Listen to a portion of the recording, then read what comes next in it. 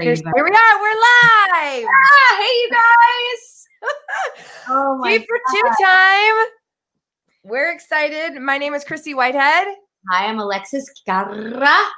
And we are the co-founders of Broadway Arts Community. And we've been best friends for 20 years and came together to start a performing arts elite training company in dance, musical theater, acting for camera. What do we do, Lex? We joined forces back in 2017. We met on the first national tour of Fosse. We have some fun footage on our website. You can see how we met and how we became we've been performers since we were 18, 19, and how we have used all of these years of performing on shows like Wicked and A Chorus Line on Broadway and TV shows like Grey's Anatomy and films like Revenge of the Bridesmaids and now are passing on all these years of wisdoms through our training in our mentorship program we have, which is one-on-one private training through a process that we take you through. We have private online coaching. We have our BAC Studios classes coming up, which are weekly live hour and 15-minute long classes in acting for camera, dance, and acting for song. And then we've got these T for Twos. And we started these because we want you to understand our community, to get to know our community, the people that Chryssie and I have worked with and also taught over the years, and what their journeys have been, and the importance of learning from other people, seeing what's worked for other people, learning just about the business through the people who have really lived it. And so that's why we started T for Two. So hopefully you can check some of those out. We have them on IGTV, and now we're doing them all on YouTube. Last week we had Marguerite Derricks, and we just did Lloyd Culbreth. So check them out. Have them running in your background as you cook dinner. You know, you can have them on. So today we have, without further ado, we have Mr. Nicholas Womack, who is now known as Humble. And before we bring him in, we're actually going to bring him in as we watch this clip from him in the Tonys when he starred in Bring It On, the musical on Broadway.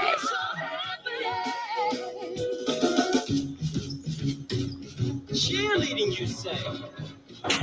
Okay, so women who wouldn't give me the time of day are starting a squad and they want me to play. And if I play, I'll be famous. Give me a hard one, these are no-brainers. I don't know what these other brothers are thinking. They must have been drinking, get it and let it sink in. What are y'all scared? Y'all think cheering is feminine? Then I'm a feminist woman and women, gentlemen. Consider it, it's a little different. Isn't it? You're thinking it's limited, give it a minute and vision it. Dead in the middle of 70 women on television. Every little bit of precision is magnificent. Yes!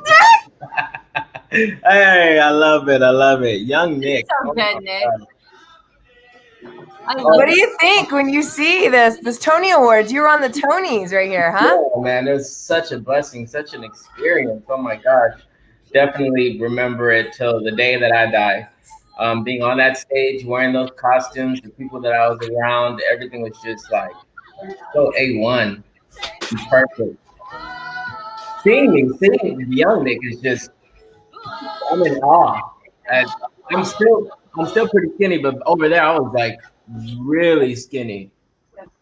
Yes, I mean that's how I remember you. You know what I mean? Like, I mean, Nick, welcome. You're here. That's so exciting. Hi. It's so great that we're still in touch with you after all these years. Gosh.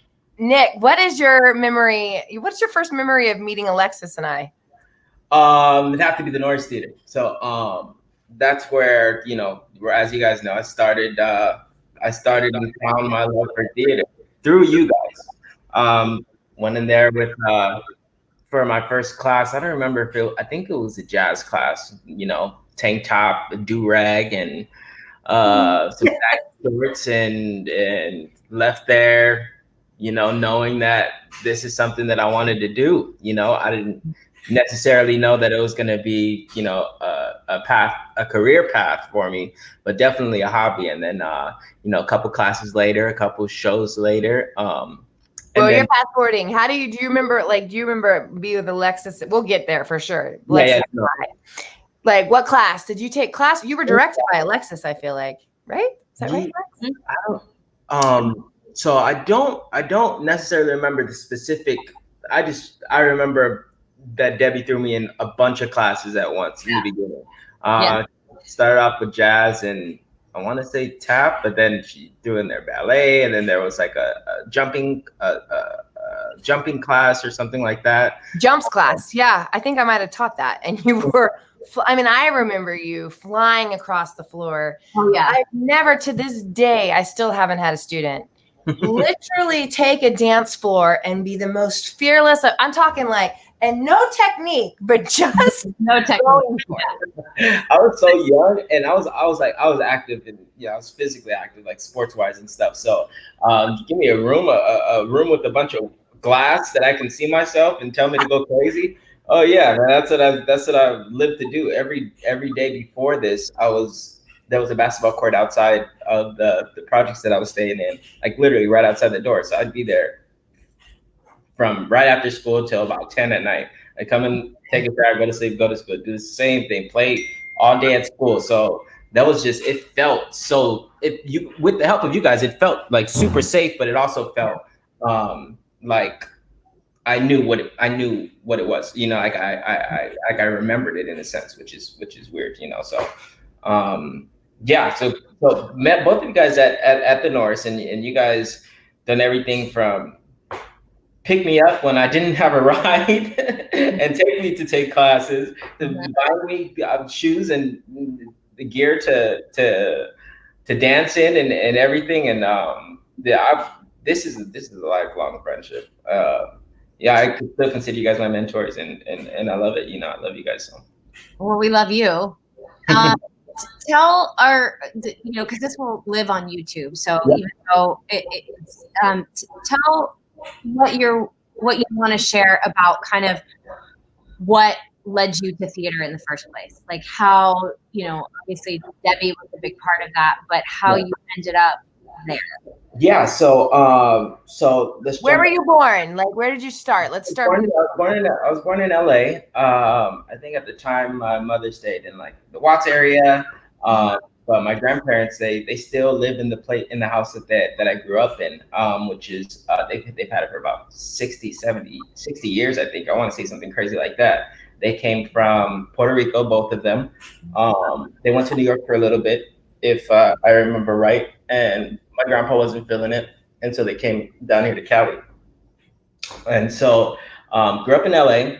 I was out here for a little bit, but there was a bunch of disagreements because my dad's Black and my mother's Puerto Rican, and my grandpa, he didn't really like it back. You know how the old heads be back in the day. So I don't think you really. The day now, I mean. Right. So she kind of went in, and we lived out here for a little bit. Then we moved to Fresno, and my mother was working at Fresno State, I think, as a receptionist or something in the office. And so we stayed out there for my elementary school years to about maybe a year of my middle school. And then my mom had a couple seizures, and she didn't know where it was coming from. And come to find out, she had all of these illnesses, all of these Sjogren's syndrome, arthritis at a young age, at in her late 20s. She had like these illnesses that she all of a sudden had to start taking a bunch of pills and couldn't really work, and disability wasn't, I think she was right on the borderline to where she wasn't getting a disability check, she didn't qualify enough or something like that, but she couldn't really work. So we were placed in a pretty tight situation, and we ended up being homeless. My father ended up leaving. So she was, and I have two little sisters, so it was her and us, and not really much money around, and not really anybody to help out, And how old are you at this point? Middle school. So I want to say I think we were homeless. I was 12, 13 in that area.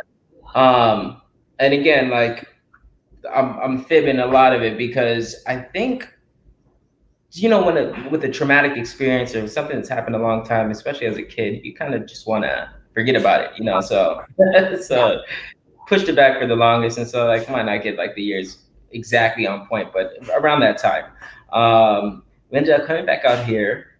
Um, just in my mom's 96 or 98 Nissan Maxima, car full, a couple of things that we had, and basically clothes on our backs, and we my uncle started helping us for a little bit, but I think it just became a little too much, or my mother and him were having some disagreements, and so we're back on the street, back in the car. And this is now on the streets, but back in the car. You were living in the car? in the car, Yeah. car. So, and my mother would find, this is like freshman year now, high school, right? My mother would find, cheap hotels like every now and then, and she would find, not orphanage, or what are they called? Shelter? Shelters, sorry, yeah. She'd find, shelters but they only just let you stay a couple of days, and then you gotta kind of leave, and then hope that there's an opening to come back. So we're kind of hopping around a little bit. She did her best to make sure we had a spot. I remember like one Thanksgiving we were in a hotel, but we were in a hotel and we were grateful we had each other. You know what I mean? Me and my little sisters and my mom. There's some shelters that only accepted women, so some nights like they would go and like sleep in the bed, and I'd have to stay in the car. Whoa, I'm tapping in right now. I'm getting a little teary-eyed. Been through a little bit, but from there, my mother, I guess she signed up for Section 8, and they kind of throw you at the top of the list, or usually the waiting list for Section 8 is like years. And they basically give you a voucher where you can, get rent for really cheap or free, and so they kind of jumped her up top. So we only had, and while she signed up for Section 8, they gave her vouchers for like hotels and stuff. So we were in hotels a little more often. Jumped us up to the top, and they found an opening for these projects called Harbor Hills in Lomita, which is like right by San Pedro, and right down the hill from PV, which is where Norris is. Finally got a spot, and finally had a home, and my mom knew that through this whole thing, through being homeless and stuff, I would go and steal some food. I'll go to to make sure that we could eat, to do what I could, and Yeah, of course. I think that she kind of saw that there weren't many options for me as a kid. I had cousins and stuff like that, but nobody that I could really felt like I could go to, and all I had were the people that I surrounded myself with. So she knew that was like, I was probably gonna get into some shit, and not end up in jail or not take the route that she wanted. So I think probably like half a year into when we got to Harbor Hills, she was looking through she was trying to find stuff for us to do, especially over the summer. She was looking through newspapers, and she saw something for the Norse. And I think it was either Debbie's number, or Debbie was the one that picked up when she called. And she knew that, my sister loved dancing. My little sister, Natalie, loved dancing. She was a performer. And me and my other we performed at like maybe 1 or 2 talent shows. So she knew that was a little something there, right? Oh, cool. That's what I was going to ask you. Like, when did music grab you? Right. So my mother was a singer. She was in this hit song called Mentirosa, which is like this bilingual like rap type hip hop song with this rapper called Mellow Man Ace, who was real popular in the 90s. And she was like, she grew up with Cypress Hill, which is like a famous rap group, like literally around the corner from where my grandparents stayed. So so I think the love for music definitely comes from her. But every now and then, I'd see Michael Jackson on the screen, like performing or doing something, man. I tried to mock him or whatever, and she didn't like the move. She knew my sister loved dancing, so it was really, honestly, structured, or this idea that she had was really towards my sister, and we just kind of fell along in the trip, you know. And so she called, and she told Debbie that, you know, she doesn't have a lot of money, but she can work, you know, she can clean, anything, you know, if she needed to try and pay for classes, or if there's some type of trade that could happen. And Debbie, I think Debbie came down and picked us up like a couple days later, and took us up there to take our first class. And what? She drove down to pick you up? Yep, in her Prius. I remember Debbie talking about that. Yeah. She used to drive you all the time. All the time. She used to drive me all the time. Every other day she'd give me money to eat, to make sure I was good, especially with the long show rehearsals and stuff, you know. Yeah. She made sure that I had money. She loves you. Yeah. She had our backs for sure. But she was constantly blessing us for the Christmas little parties and stuff like that over there. Like, she made sure we walked away with some type of present, and you know, I'm forever grateful. Forever grateful for that. But she picked us up to take us for us to take the class. And when we after we took it, I didn't know I liked it. I liked being active. Remember what your first class was? I think it was with Marina. Oh, okay. I think so. I think it was jazz. Okay. I want to say that's what it was. I didn't even remember that, honestly, until at AMDA she mentioned it, and I was like, oh yeah. I didn't. Like I said, I'm so used to pushing stuff back and out of the way so I can be present, because if not, I'd have been gone crazy. It makes sense. It's okay. But so you took your class. You took your first class. The middle sister, Nicole, she wasn't really feeling it. She's an artsy person. She used to love to draw and stuff. Yeah. And I can't draw for shit. And my little sister, Natalie, she somehow got blessed with everything. She can do everything. So she didn't really like it too. I think she took maybe like a couple classes, but then she was good. She didn't want to do it. After the first class, or you know, went back a couple times, and I was like, I was loving it, man. I was loving it. But I didn't really see, when I started doing research, I was like, I saw West Side Story, but I didn't really see anybody my heritage, my ethnicity, or you know, the really being main roles or anything like that. So I was like, I wasn't truly feeling it until I saw I think Ashley, Debbie's daughter, she brought a demo of In the Heights. Ah, I see. She brought a demo of In the Heights before anything. Like it was on a ripped disc. Yeah, it was on a ripped disc. Like I don't think it was up yet. I think it was literally, because there was like 2 or 3 songs that I could not find when the show opened. It was because they were cut. But one of them's one of my favorite songs. Called Hear Me Out. I used it for my audition song for like. Oh wow. Nick, was this around the time that you were doing stuff at Norris? This was later on. I think this was like a year or two into Norris. All of this. Yeah, but let me get back real quick.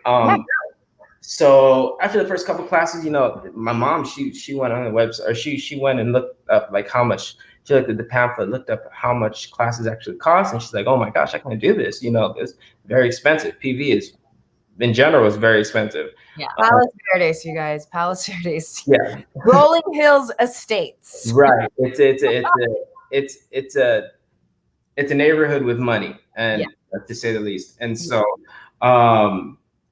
but Debbie, she said that she just made a way. She found a way. She always found a way. There were. You have like a scholarship that just didn't turn away. Like, she doesn't turn anyone who wants some training away. That's what I gathered. But maybe I'm. She basically. I don't know if she had it already or if she started with you. Started it. Yeah. I don't know if she had it already. She was like, I'm gonna make it work. But she made it work, and she had fundraisers and she had scholarship programs. Basically, like, didn't charge us nothing, man. Yeah. You said you love to cook. You love to do this, like. you can commit yourself to it, then I'm gonna find a way for you. And me and my sister, little sister, she kind of just took us under her wing, just like you guys. You guys did the same thing, and provided a space for us, really, to be safe and to be free, which is great. Let me ask you something, because it's so much more than just I mean, I credit Debbie with, like, even for me, kind of making me a better teacher, and what did giving you some structure like that and a safe place to go to, like, do you feel that changed I know it changed the course for you literally, but Right. also because you got training from really amazing teachers, but just in terms of, like, your confidence, like, how did arts education affect you in that way? It provided a space. In so many ways, it affected and changed my life for the better. I was able to. There was finally a place where I can literally open up, and it showed me that I can still be masculine and express myself. You know what I mean? It showed me that I could. That there are people that can be complete strangers that will give you their all, and that actually care, off of, and they don't expect anything in return. You know what I mean? And so, it's a beautiful thing. It showed me firsthand compassion, by me receiving it, and it was life changing. Yeah, it literally changed my route. It altered my route, because without this, I would have nothing to do but maybe play basketball or something after school. I'd get bored of that quick, and then get tired of being broke, and with no time on my hands, I'd be someplace else. I'd be totally different, but a face full of tattoos, the gangbanger, you know what I mean? So, theater changed my life. Then Debbie was, and you guys were the people that actually carried it through. We're just a small part, but you also had to bring Schultz's, everyone. your heart, Yeah, yeah. sure. You had to bring like, we were there, but you also did have a gift and do have a gift, And Debbie made you commit, because I remember certain times, like, she is not, and just so you guys know, Debbie Martinez was the director of the Norris Center for Performing Arts at the time. It's a different program now, and she's no longer there, but I remember her being really hard on you.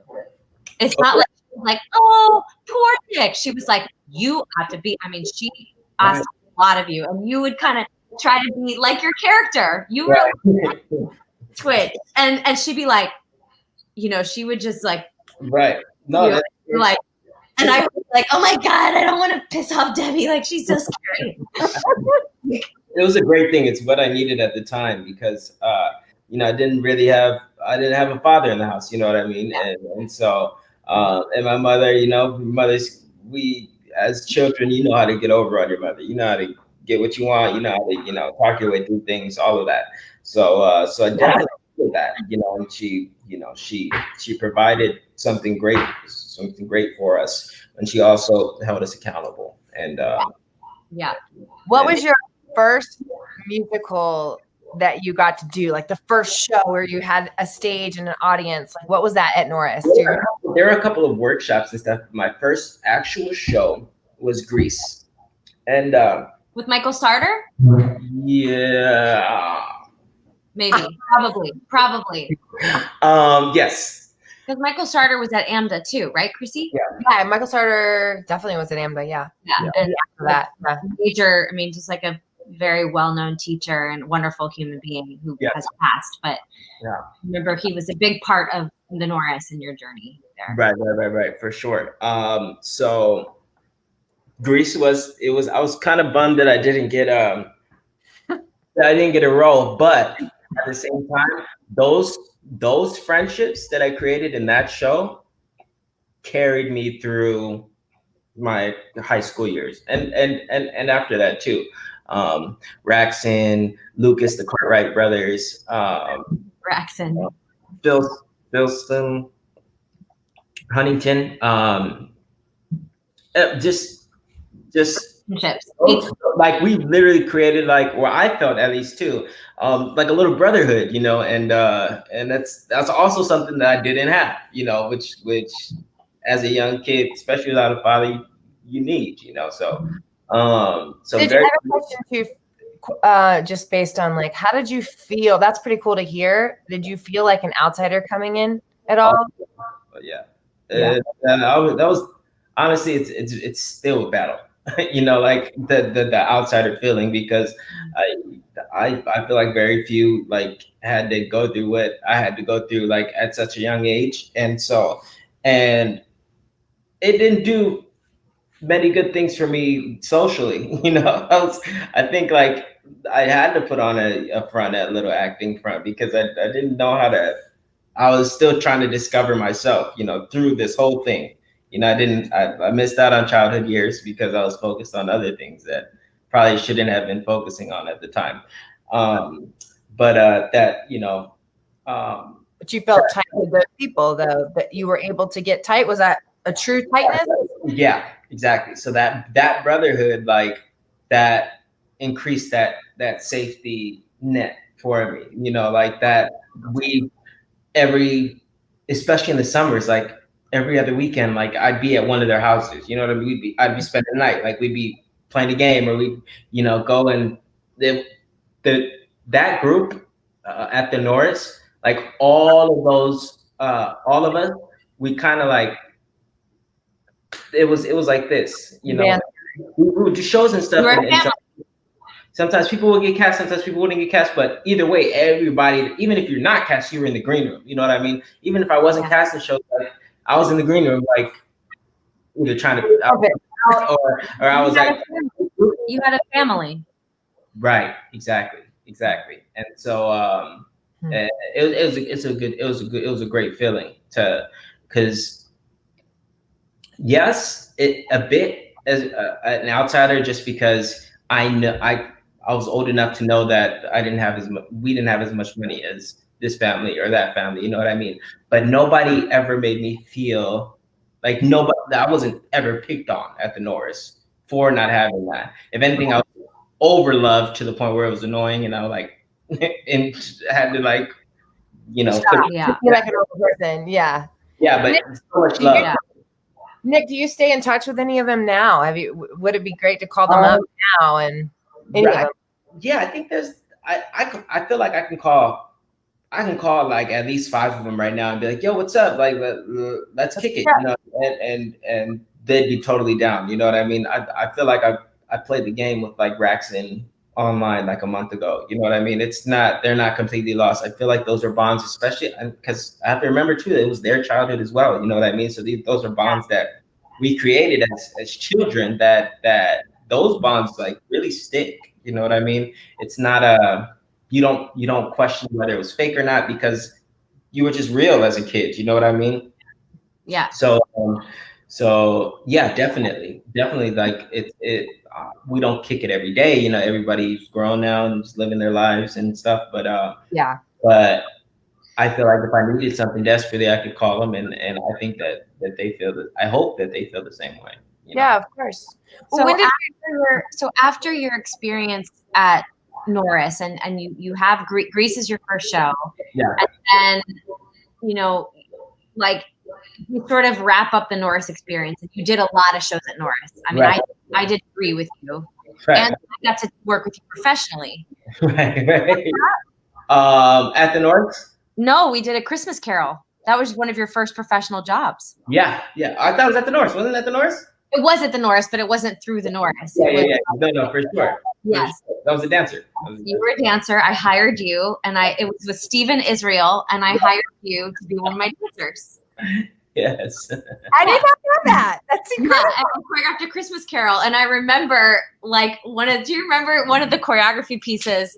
Like, I just remember seeing Falling on the floor? Oh no. Do you remember? I was so hard. I made him sort of the embodiment of Bob Marley's Chain. It was a Christmas Carol. I just remember seeing Nick up there shaking. It's just a chance to be free and improvise, man. It's game over. Like Yeah. I would live my full life. Yeah. Is that one of your first shows you started to choreograph? Well, I choreographed at Norris, like for the education department, but I think that was probably my first professional job. Yeah. Oh, cool. Yeah. What? I did not know that. That was my first professional choreography job. Wow. I need to definitely. With Richard Israel. Do you have a DVD? I think I have it. Yeah.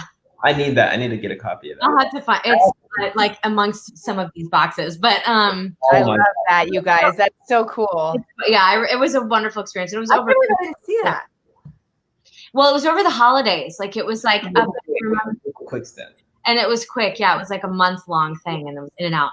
But so you are at the Norris, and you're working your tail off, and then, you know, like, were you thinking about towards the end of it? Were you thinking about? No idea about anything, especially like college-wise. I was like, is that it? Is this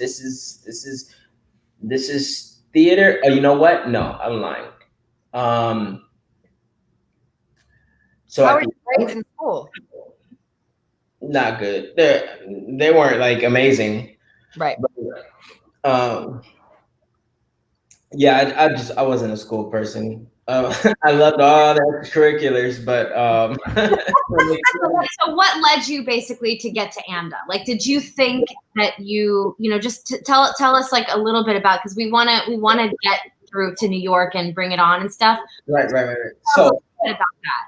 Okay, great. So towards the end of when I was about to graduate high school, this was like when I had just found out about In the Heights. So I didn't really know if I was going to do this, because I didn't see people like me on the stage. You know what I mean? So I was literally on the fence. Is it going to be?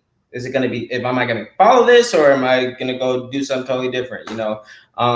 And as she brought in the demo, I heard it. And I was like, what the fuck? Like rapping, like hip hop, like Latinos, like about Puerto Ricans, like rap hip hop in the music. This is my life. This is my life. Like I need to figure out how to get on the show. They had open calls. They had an open call out here in downtown, and I was 17, and I went to the open call, and it was a dance. How did you hear about the open call? I do not remember. Debbie. I thought online, huh? I think it was Debbie or somebody. Because I remember that. Yeah. I remember when that was happening. Yeah. So somebody must have told me, and I was like, oh, I gotta go try and get in here. So I went to go to the open call. It was a dance call.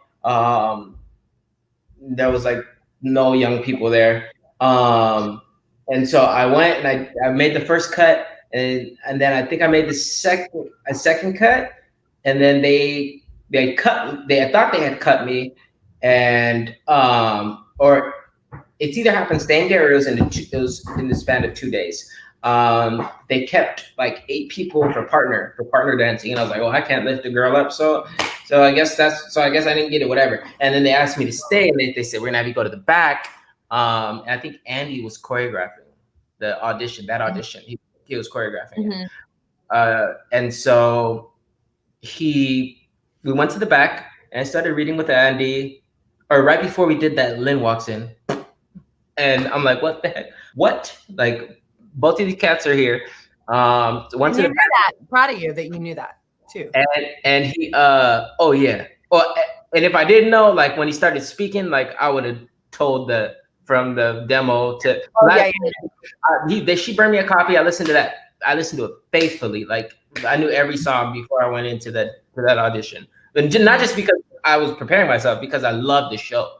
Yeah. And so went to the back, and I started reading with Andy for Sunny, and then Lynn walks in, and then I started reading lines with Lynn. I was like, wow. I think they had me rap or something back there, and then and they said that they were so excited. Andy said that I'm great, and that they would love to, but they said that I was too young. I was 17. I didn't turn 18 yet, and I don't think I graduated school yet. So I think that was the reason. But I specifically remember him saying that, but we'll be seeing you soon or something like that along those rounds, and that gave me everything I needed. I was like, all right, cool.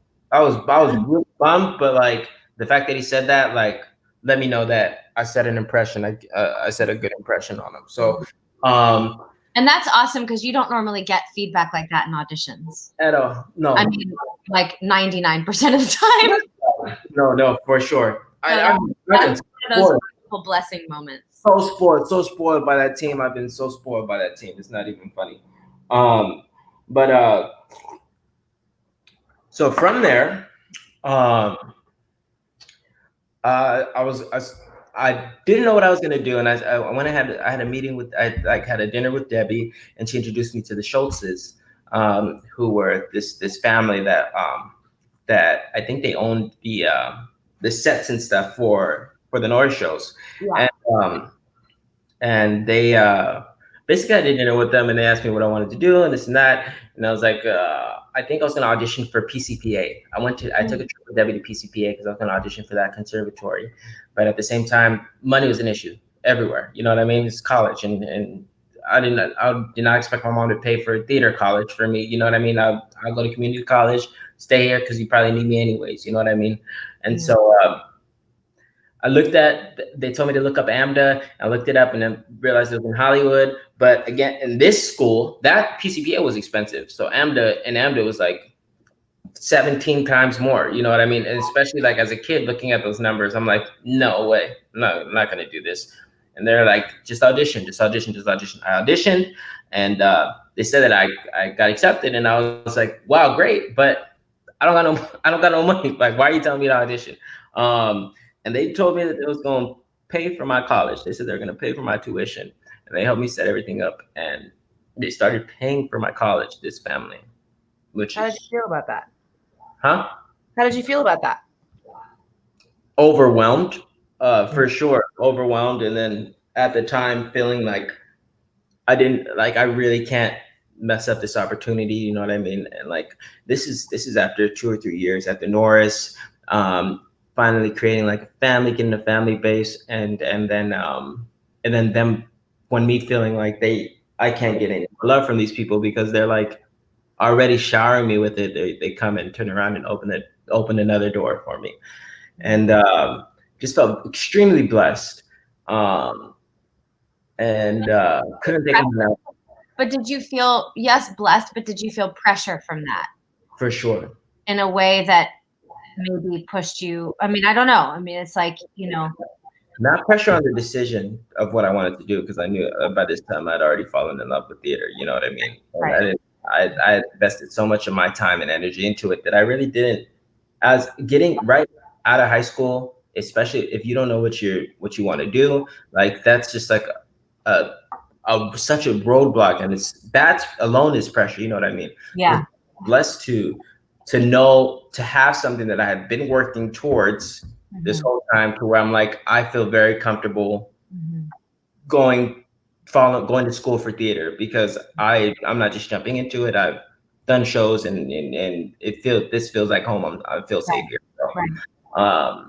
But yes, pressure in the sense of, I can't do what I was doing in high school and get like shitty grades because money on the line now. So, just try to in like a few sentences how was AMDA? It was great. Let's just leave it there. Like it was a great school with amazing teachers, and it was fun because I never thought that I would experience college where I still got to dance and sing and act. You know what I mean? So there are a couple of classes that were, paperwork, but a majority of the classes were active. You know what I mean? And and I love that. And yeah. But then how did you get to, because you got the show while you were in college, right? A year into AMDA, I heard about open calls for Bring It On, and AMDA, they hate when you're well, they do not want you to audition at all while you're at the school. They don't want anybody to book because you're gonna leave school. And I don't know what their motives are, but they just do not like you to audition. So I'll tell you right now why they don't like you to audition. They don't like you to audition until your final semester so that you get the training and make sure that you're in a focused training setting. And then by the time you're in your fourth semester, right, then you have your days free. So you can go and like. Right. Exactly. They want you to be ready. They want you to be really ready so that you're not like representing the school. Like you go to AMDA and you show up and you have you're like, I don't have a song or whatever. Like, right, for sure. So a year into AMDA, found out about open calls, and it was for Bring It On. And I think honestly, I went to like one open call before that too, for Wicked. That was hard as a dance call, and I got cut the first. It's so hard that show dance. But I heard who was doing the show, and Andy, and I was like, oh man, it was like cheerleading though. Like I was like, I don't know if I want to do it, but then I heard like there might be some rapping involved. It was a hip hop musical. I was like, I gotta go. There's no way that I'm not gonna go to this, especially after what happened for Heights. I need to at least be in the same room with them again. And so went.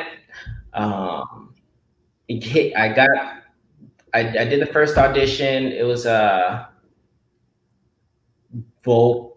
it was a dance call. The first audition was a dance call, and I don't know if Andy recognized me or remembered me from there or not, but got a call back. And the second day I went, it was singing vocals, and then so I went in there and I did a song from Heights, and then they asked me to rap after I sang a little bit. I think I did the song that I was telling you about that was cut from the show called Hear Me Out.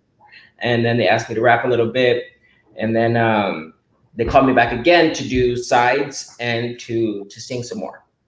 Sides, if you don't know, are acting like sides from the show or pages from the show. Yeah. And so I did that, and Twig is me. Twig is me. When I was in high school, when I was at the Norris, I was just quirky, goofy, little Latino kid, that got a little bit of talent and loves to show off a little bit. So, that's who Twig was. And then they told me after that audition, I don't think I heard from them for like days. They maybe called me. I think this was just when also we were getting let off for the semester. We had like either a week of summer or like there was a break in between the semesters.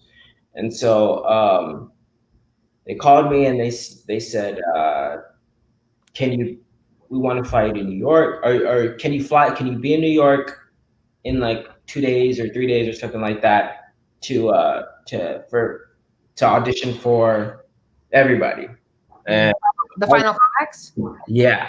I was like, yeah, but I don't have any money. I'm broke. I don't really know anybody out there. And they said, well, we'll fly you out. And they said, if we fly you out, can you find a place to stay? And I was like, I said yeah without even knowing if I could. I said yeah. And so after that hung up, and I actually got in contact with Lamont. I think Lamont is who I stayed with. Yes, Lamont Whitaker. In New York for his third semester or whatever, Oh, wow. Oh. And so I was like, yo, AMDA guy, another AMDA kid. So sweet. Love that guy. I need a place to stay. Like, I don't know anything about New York. Like for like a day, I got a final call back. He was like, yes, we'll make it work. So get out here.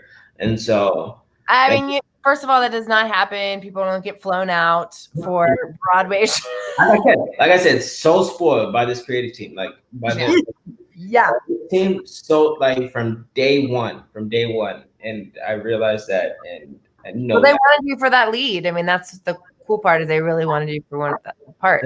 That's amazing, man. It's such a blessing. Honestly, it was like I really honestly felt like this show was written for me. So you went to New York and you got the Broadway show by being in New York at the final callback, staying at Lamont? I went to New York, flew into New York. I think I stayed that night. I stayed there, and then the day after, I went to the final callbacks. I walk in this room. I don't remember where it is, but it was a huge ass room, so big it felt like a oval. And walk in the room, and there's literally 40 chairs.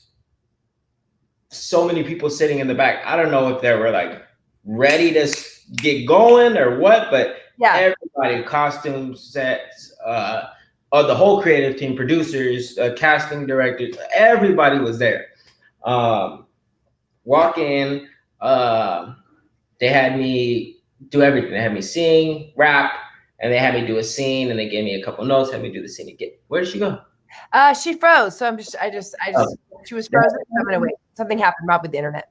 Okay, they had me do a scene. They gave me some notes, and then they had me go do the scene again. And I didn't have a lot of food in my pocket. I had like enough for cab fare and to maybe get some food. Yeah, I didn't have nothing on me.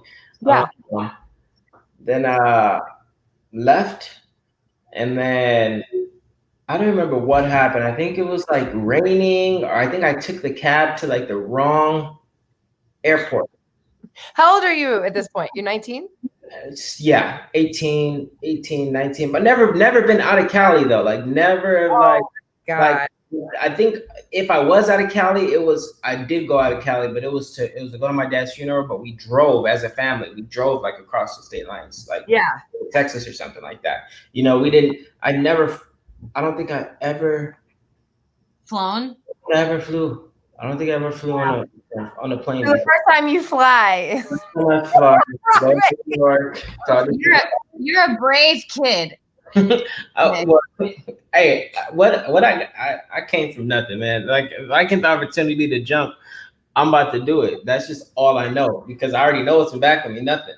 so let's get to it. So it's amazing. So you make it to Broadway and you get the job, and this is you on Broadway, like yeah. Oh my God, with Bridget. This is the role of Bridget, right? Yeah, Ryan Redmond. Yeah, I was going to say Ryan Redmond. She's amazing. She was such a professional, such a great actress and singer. She's the whole package. I'm going to just scroll through some photos, but how did you get the call? Yeah, I want to hear about that call when you booked it. Yeah. So I think it was raining. I didn't have a lot of money. I think I caught the wrong. I caught like one of those gypsy cabs. It wasn't like a regular cab. It was like the cabs where you got to pay in cash, and like it looked kind of sus. But I thought that's what New Yorkers did, was just catch these cabs. I figured out later that you just hop in the car and go and give them whatever. But the gypsy cab, right? Yeah. The all black car. You know what I mean? All black cars. You're like, thank you much, $5. Yeah. So I didn't know that there was 2 airports in New York, so I caught the cab to the wrong airport, and I had enough money to maybe get a sandwich and to pay for the cab to the airport to go home. And oh wow, yeah, so I got to the wrong airport. I didn't have credit card, debit card, nothing like that. And so did you have a cell phone? I paid, huh? Did you have a cell phone? You had your cell phone, right? I had my cell phone. I think it was about to die too, though. But I paid the guy, got out, realized that I was at the wrong spot, and I think I called my mom, but I don't think he was answering or something. And I think I might have called my mom, but I didn't know what to do because I didn't have no money, and I was at the wrong airport, and my flight was gonna leave in like an hour or something like that, and I didn't know who else to call, so I think it was Megan Large. I think I called Megan. The casting director. I didn't have nobody else to call. I was stuck out there by myself, a Cali boy. So called her, and at this point I was on like the verge of tears because like I was lucky getting a little scared because I didn't want to miss my flight. I didn't know what happens when you missed your flight. I thought you just lost it or something. Like I didn't know what happened. So called her and I said, "Yo, I'm at the wrong airport. I need help. Like I don't know what to do right now." and she said, okay, no worries. I think they put me up for a night because they had to reschedule the flight. I think they put me up for the night. They said, we're gonna send a car to go pick you up. And she could hear, I think she could hear in my voice that I was like kind of nervous and yeah, a little scared and stuff. And so she was like, don't worry about it, you know, everything's gonna be okay. And she said, but I do have some good news for you. Then that's when she gave me the news. How did you say it? What did you say? I was already on the verge of tears, and she told me that. I burst. I told her, I was thanking her like a million times, like crying like crazy. Hung up, waited for the car. While I was waiting for the car, called my mom, and I told her I got it, and she started crying, and we started. It was a magical moment, a movie moment. It was for sure a movie moment. I have chills all over my body. I had no idea that was the way that happened. Wow. Yeah, it was. So that must have been a fun night to be stuck in New York. You're like, oh my God. I honestly think because I didn't have time to do anything. I had time to fly out there, go to audition, and go back home. You know what I mean? Yeah. I didn't have time to do anything, but I think because I was there, because I had that extra night, I walked down Times Square.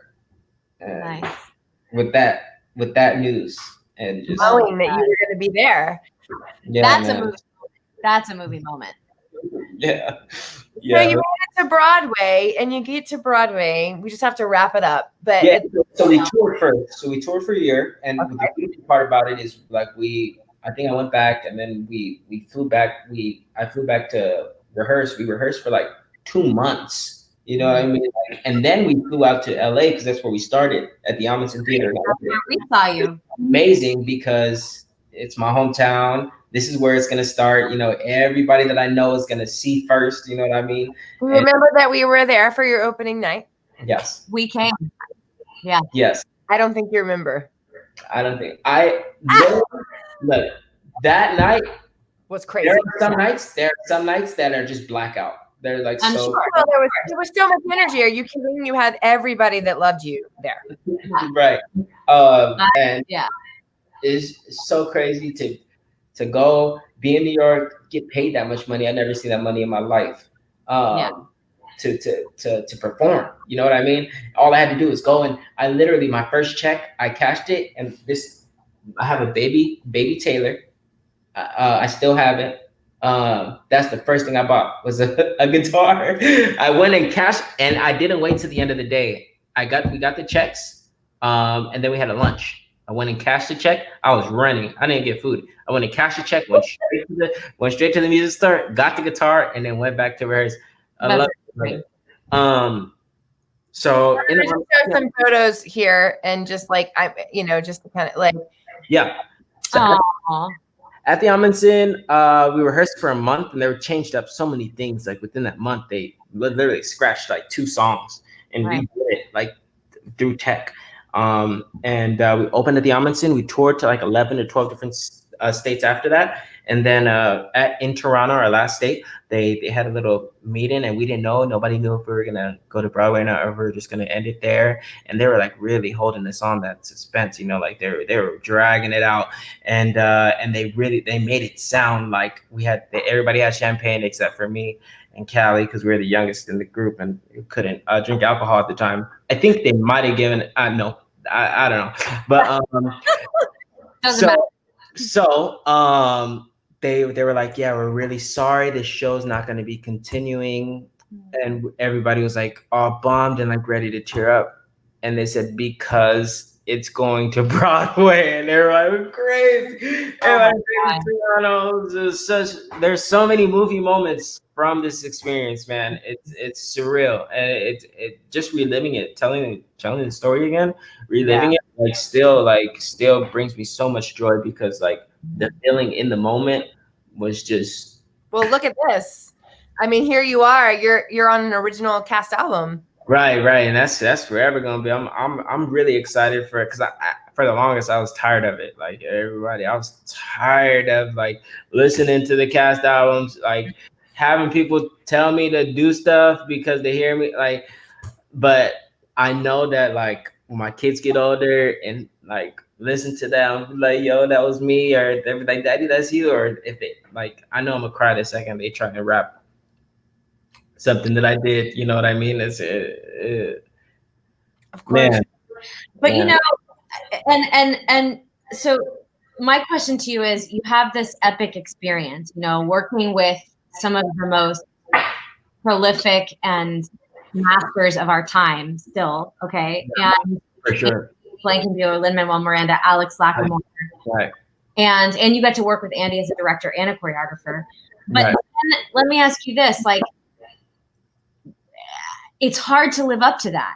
Like, you, as an artist, you don't, most people don't maintain that. I mean, it's kind of impossible to maintain that. So once Put closed on Broadway, like, how was that experience? And like, it's rough, honestly. The whole experience was an eye opener, and I'm not gonna lie. You know, a lot of like having people wanting my autograph after every show, like it kind of, especially for somebody who's never had anything, kind of made me a little big headed. You know what I mean? And and look, with the gift of hindsight, you know, you guys, you can see everything so much more clear. Of course. But in the moment, man, 18-year-old, 19-year-old Nick that, you know, that's getting all this money. Mama never seen that money in her life, you know what I mean? Like, and that's getting all this recognition constantly, you know, you take it a little for granted. You don't realize how tolling it is. And I'm the type of person that's up and going and all the time. And I found myself getting more tired than I've ever been on the road, you know what I mean, or doing 7 shows a week. And it was a tolling show, cheerleading show where you have to throw girls in the air and catch them like every show multiple times. I didn't even have the hardest parts, you know what I mean? Like in terms of that, like the toughest tracks, but it was still exhausting for me. So I can only imagine for the other cast members. You know, it got, you know, like being in the limelight, like that, especially like not auditioning for anything else either, like professionally, to like not having that experience of a million no's, you know, getting straight yes. And I thought that's what it was. You know what I mean? I thought, oh, It's gonna be straight yes after. it's easy. You know, it's not as hard as everybody's saying, and so like I took it like that, you know, or I'm the shit because like I did this at such a young age, you know what I mean, and so I'll be good, you know, like, and so I don't know necessarily I burned bridges, but I didn't act in the best in the I lost myself a little bit, you know, as I was trying to find myself at the young 18-year-old Nick. Sweetheart, at 18 to 21, most musical theater people are in college of some sort. Like Right. You were straight shot out in a cannon and on your own. Right. A lot of people have their mom and their dad and their parents and their support, and everyone's blessed, you know. Right. You have a mom who was really struggling and trying to figure it out for her other 2 kids. It's like you were doing, and yes, great to see that in hindsight you can look back and go, I maybe made some actions that did not look so great. But now, moving forward, after you did this dream job and then you had these amazing experiences, what did you learn from being on Broadway? The thing about the bridges, you know, try not to lose yourself, you know what I mean? To stay grounded as much as possible, you know, and to truly remember roots. All these cliches, all of them are cliches for real, but they're actually true. Like those are actually the important things that you take with you, that I took with me. You know, I got no after no after no after, you know what I mean? So that, I think that's one of the reasons I took up this name Humble, you know, is to remind me to keep that humility. It's my first tattoo, is to remind me to keep that humility, the hard work and the commitment, of course, is what got me there, but also that the humility to appreciate every compliment and to go above and beyond even when you're there, because it's important, and it's what makes good people, you know what I mean? And so And in the end, it's what makes you feel better about yourself. Yeah. I recently realized that a lot about myself too. And I was telling my lady that you get so much more. Like you get so much more loving on people. Yeah. Than You know what I mean? It makes you feel good. It makes them feel good, but it makes you feel good for making them feel good. You know what I mean? It's so much more of a reward to be the good person, as much bad and craziness that it is in the world, and how easy it is to be not so good, or to be selfish, or to think about only number one, but to give, to do that. Like that's the most important. That's what's gonna create your everlasting happiness. That's what's gonna keep people around that need to be around. That's what's gonna keep those bridges. That's literally what's gonna handle everything, is to humble yourself in front of yourself. Amen. And so what now, Nick? Like that, now that you've had this experience, you've gotten the nose. Right. You got back to California. Right. Because now you're a dad. So like. Yeah. So 2 kids now. 3 and 2, about to be 4 and 2. I'm so blessed. Again, way more cliches, all the cliches. There's a reason why people made these cliches, because those are the closest things to simple, quick truths that we have as humans. But now I'm taking the little free time I have to invest in my music, and because that's one of the first things that, even before theater, well, that's what brought me peace. That's where I felt like I could describe myself the best, or express myself the best.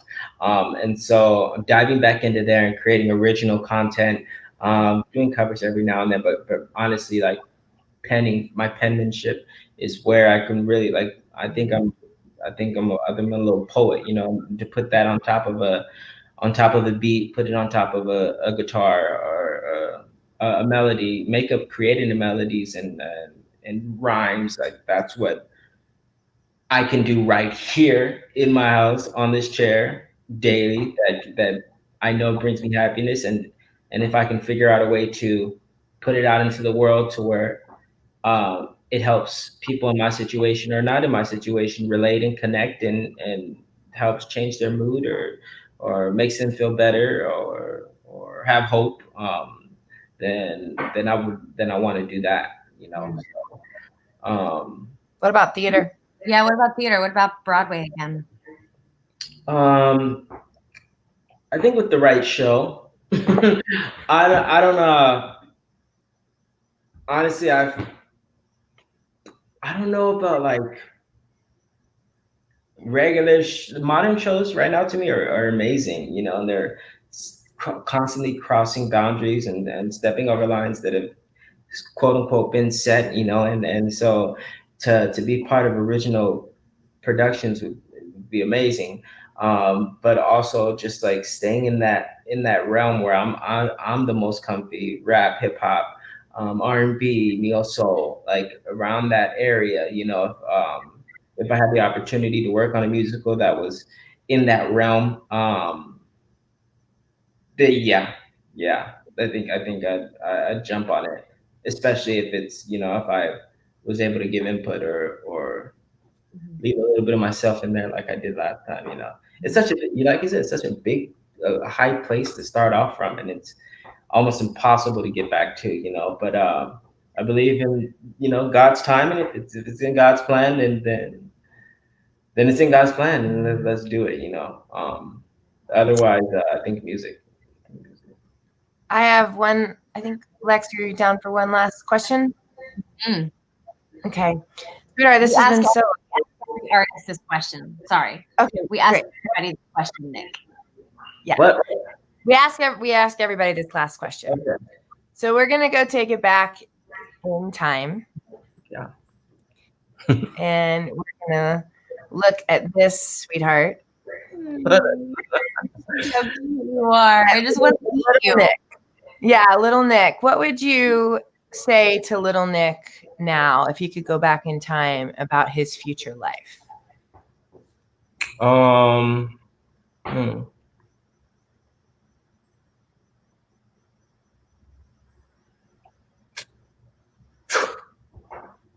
It gets easier. They keep going, it gets easier.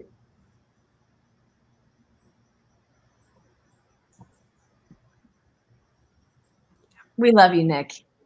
I love you too.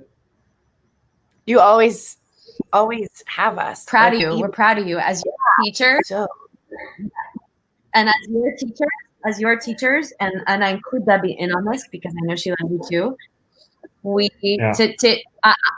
I am, and I know I can probably speak for Chryssie on this. I am most proud of you, not for your resume, not for being to brag that you were a lead on Broadway, but I'm more proud of you that you have learned what you have going through actually the down after that.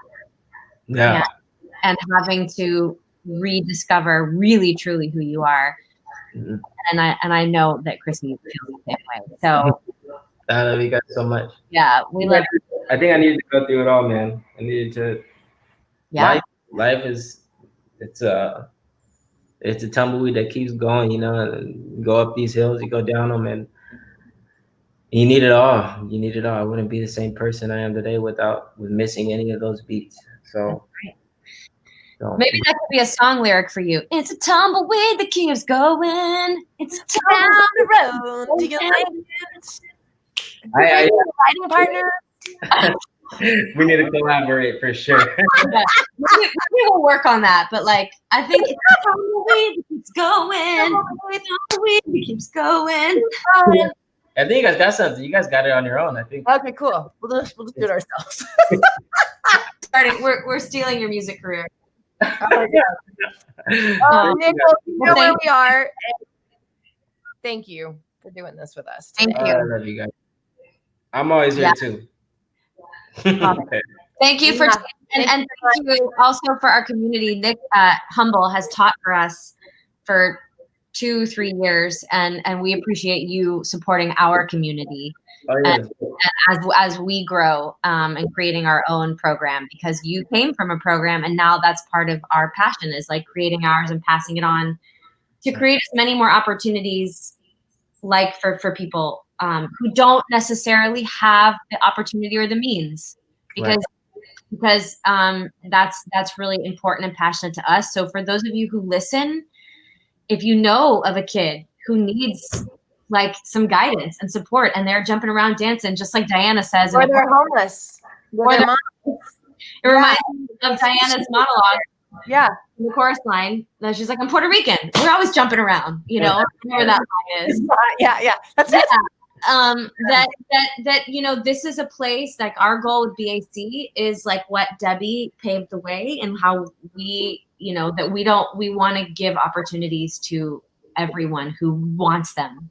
Yeah. And you wanted it, Nick, and you went for it. And so that was a testament to you. It's also, it's really, I'm just speaking to everybody else, everybody that's listening or that will listen, that these two teachers right here, my mentors, it goes way past teaching for them. You will find yourself singing the song and come out with a life lesson. So it's a different type of teach when they love and they care for you as a person and individual, and you won't miss that. You won't miss that here. So don't be scared. Jump into something new. Life's too short. Life's too short to be scared. So get on it. Get on it. Love you. Got you. Love you so much. Love you. Bye. Bye, everybody. Thank you for joining. Thanks for joining us on our Tea for Two.